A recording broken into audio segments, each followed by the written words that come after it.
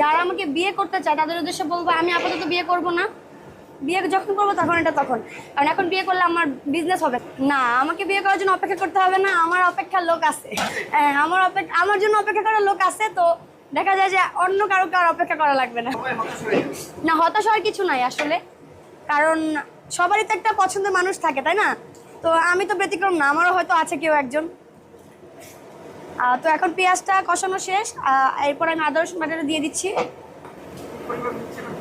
ভাই এখানে 30 কেজি হাঁস রান্না হবে, তো 30 কেজি হাঁসের মশলা আমি কষাবো। এটা হচ্ছে ধনিয়া গুঁড়া, এটা জিরার গুঁড়া। প্রথম আমি যখন রান্না করতাম আমার মশলার ব্যালেন্স ঠিক থাকতো না। দেখা যায় হলুদ বেশি হইতো, নয়তো মরিচ বেশি হইতো, লবণ বেশি হইতো। তো দেখা যায় কাস্টমার বলতো, বাট আমার খুব খারাপ লাগতো যে আসলে আমি ছোট মানুষ, আমি তো তেমন রান্না করতে পারি না। তো দেখা যায় যে ব্যালেন্সটা ঠিক হয় না। তো এখন